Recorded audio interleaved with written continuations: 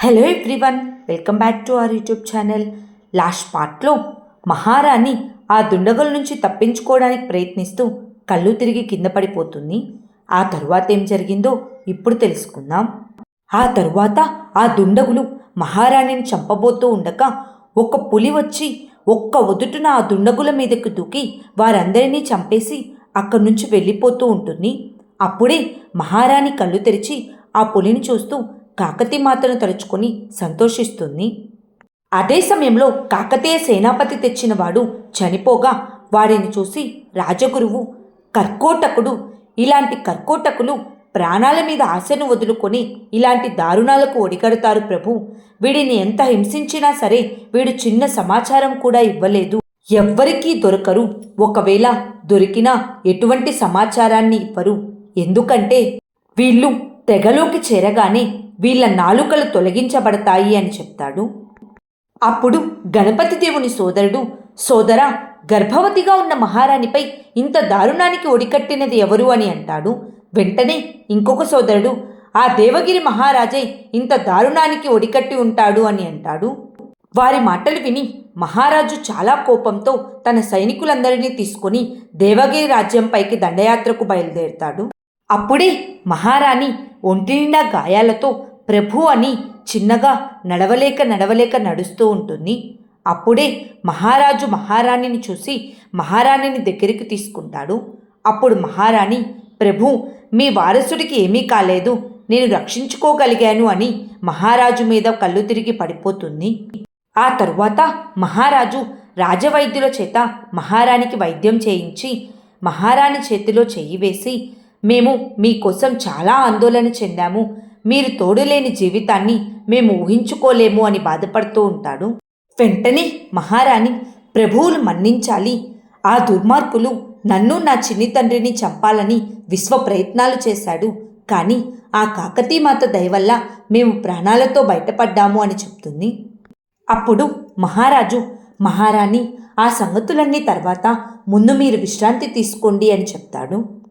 ఆ తరువాత తిరుమలదేవి కోపంతో చావు నుండి ఆ మహారాణి ఎలా తప్పించుకోగలిగింది అని ఆలోచిస్తూ ఉంటుంది.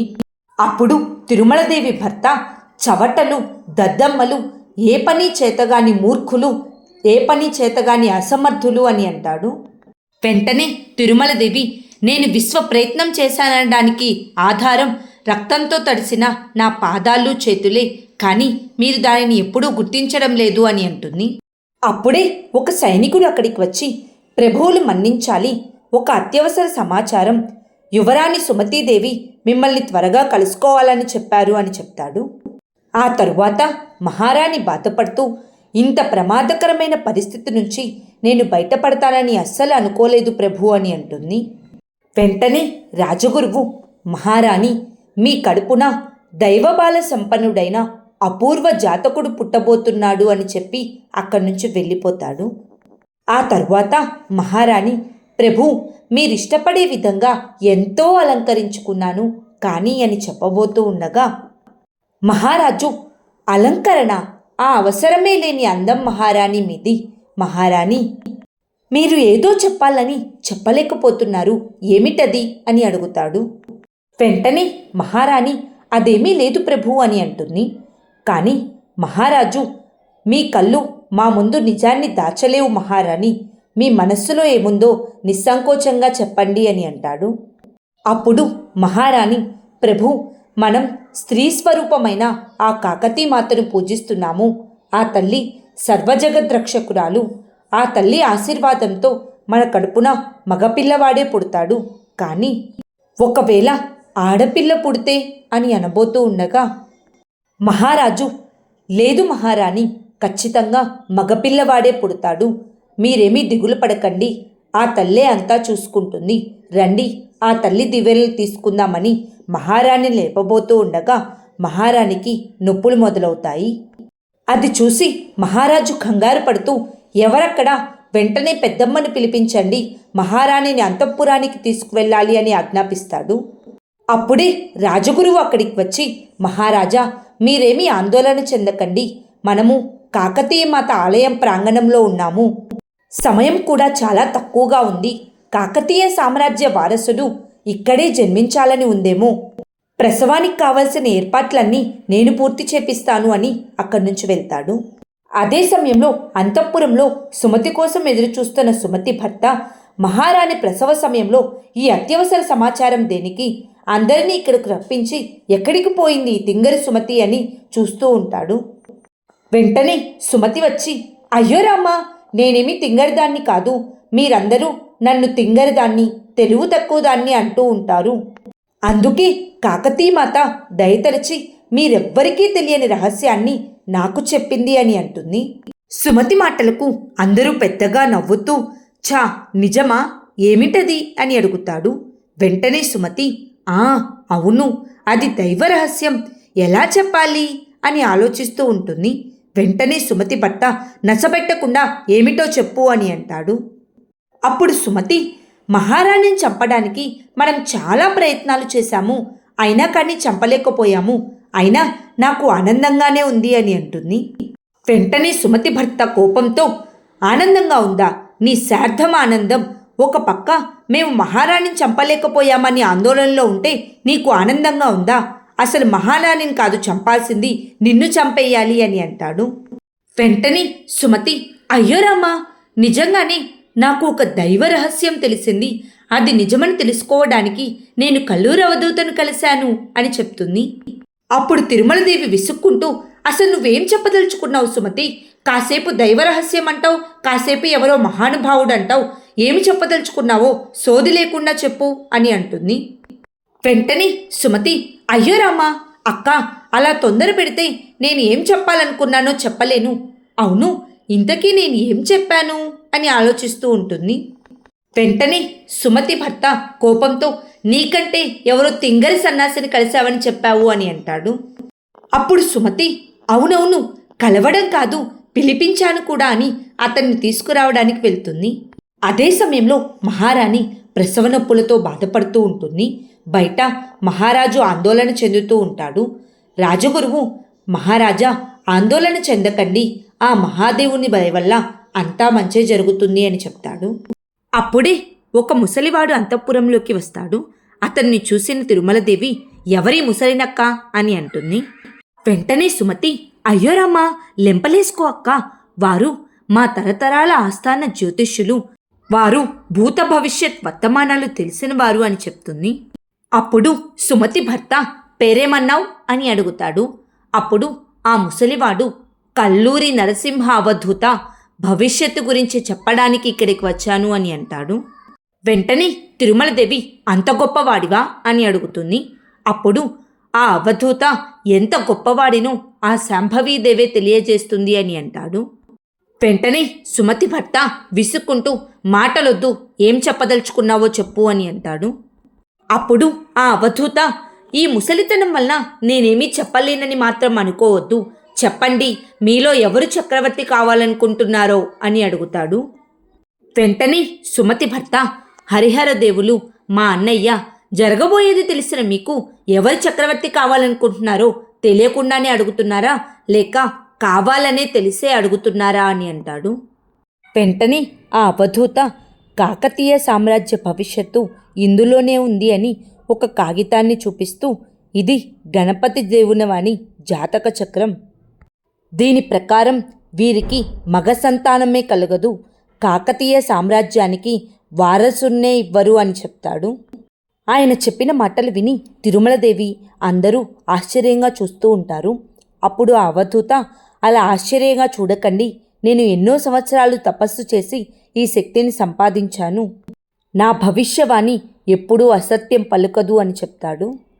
వెంటనే సుమతి భర్త కోపంతో, ఓ పండితవర్య, నీ జ్యోతిష్యం ఏమాత్రం అసత్యమైనా సరే నువ్వు ప్రాణాలతో ఉండవు, ఇది మాత్రం సత్యం అని అంటాడు. అప్పుడు ఆ అవధూత కోపంతో, మురారిదేవా, ఇది నేను చెప్తున్నది కాదు, గణపతి దేవుని జాతక కుండలి చెప్తుంది అని అంటాడు. అప్పుడు తిరుమలదేవి సంతోషిస్తూ, ప్రభు, ఈరోజు నాకు చాలా సంతోషంగా ఉంది, ఈ రోజుతో మన కల నెరవేరింది, మీరు చక్రవర్తులు కాబోతున్నారు, నేను సామ్రాజ్ఞిని కాబోతున్నాను, మీ పట్టాభిషేకం కోసం నేను సర్వం సిద్ధం చేసి ఉంచాను అని మందాకిని వెళ్ళి ప్రభువులే వారి కోసం నేను సిద్ధం చేసి ఉంచిన వస్త్రాలను ఆభరణాలను ప్రభువుల వారికి అలంకరించు అని వారిని మందాకినితో పంపిస్తుంది. వెంటనే మందాకిని ఇంకా సేవకుడు కలిసి హరిహరుని అక్కడి నుంచి తీసుకొని వెళ్తారు. ఆ తరువాత ఆ అవధూత, నేను చెప్పేది ఇంకా పూర్తి కాలేదు, నేను చెప్పేది జాగ్రత్తగా వినండి. పుట్టబోయే బిడ్డ అనన్య సామాన్యమైన జాతకురాలు, కాకతీమాత అంశతో పుట్టబోతున్న బిడ్డ కాకతీయ సామ్రాజ్యాన్ని చక్రవర్తిగా ఏలి ఎన్నో విజయాలను సాధిస్తుంది అని చెప్తాడు.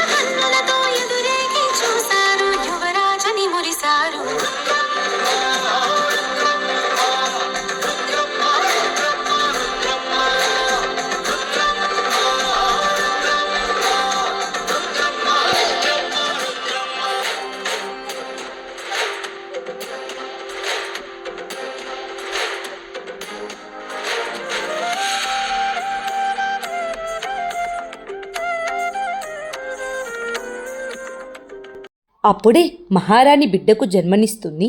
ఆ బిడ్డను పెద్దమ్మ తీసుకొచ్చి మహారాజు చేతిలో పెట్టగా మహారాజు ఆ బిడ్డను చూస్తూ చాలా మురిసిపోతూ ఉంటాడు. అప్పుడు పెద్దమ్మ భయపడుతూ, ప్రభు, ఆ కాకతీమాతే నీకు కూతురుగా పుట్టింది ప్రభు అని చెప్పి అక్కడి నుంచి వెళ్ళిపోతుంది. పెద్దమ్మ మాటలు విని మహారాజు ఆశ్చర్యంగా తన కూతుర్ని చూస్తూ ఉంటాడు.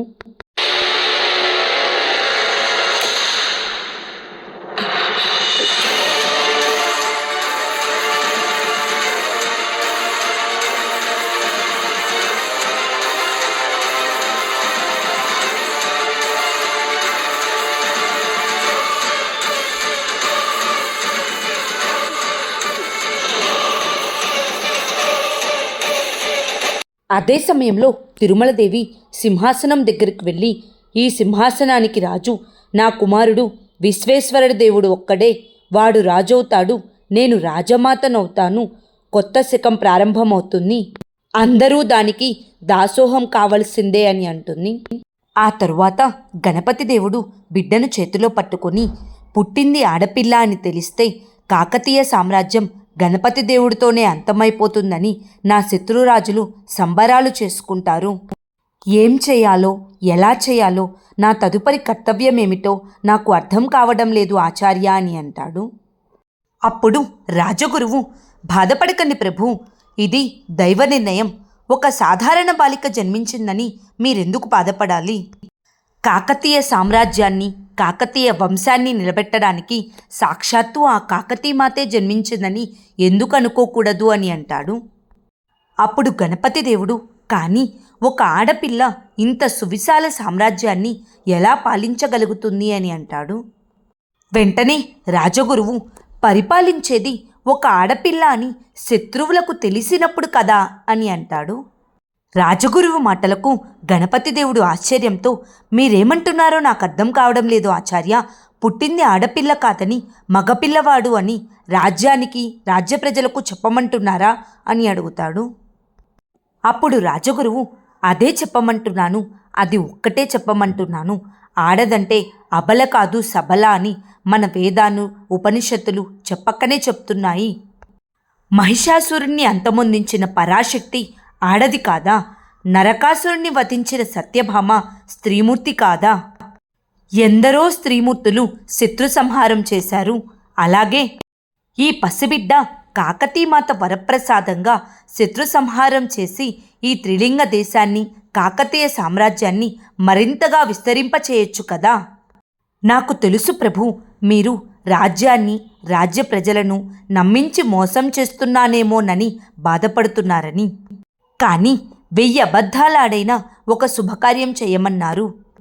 అటువంటిది మీరు కాకతీయ సామ్రాజ్య పరిరక్షణ కోసం, ప్రజారక్షణ కోసం ఒక్క అబద్ధం ఆడడంలో తప్పేమీ లేదు ప్రభు అని అంటాడు. అప్పుడు మహారాజు బిడ్డ వైపు చూస్తూ, చిన్ని తండ్రి, నువ్వు ఏం చెప్పదలుచుకున్నావు? నాతో నా వెంట నడవదలుచుకున్నావా అని అడుగుతాడు. వెంటనే ఆ పసిబిడ్డ మహారాజు మెడలో ఉన్న హారాన్ని పట్టుకొని అవును అని అంగీకారం తెలిపినట్లుగా చెప్తుంది. ఆ తరువాత గణపతి దేవుడు ఆ బిడ్డను ప్రజల వద్దకు తీసుకువెళ్ళి, ఓ నా ఓరుగల్లు సామ్రాజ్య ప్రజలారా, కాకతీమాత దయవల్ల నాకు పుత్ర సంతానం కలిగింది. భావి కాకతీయ సామ్రాజ్యాధినేతను ఈశ్వరాజ్ఞగా భావించి రుద్రదేవుడని నామకరణం చేస్తున్నానని తన పుత్రుణ్ణి ప్రజలందరికీ చూపిస్తాడు. ప్రజలంతా రుద్రదేవుడికి జై, గణపతి దేవునికి జై, కాకతీమాతకు జై అని నినాదాలు చేస్తూ ఉంటారు. విషయం తెలుసుకున్న గణపతి దేవుని సోదరులు, తిరుమలదేవి అందరూ కోపంతో ఆలోచిస్తూ ఉంటారు. ఆ తర్వాత ఏం జరిగిందో నెక్స్ట్ పార్ట్లో తెలుసుకుందాం. Please like, share and subscribe to our YouTube channel. Thank you.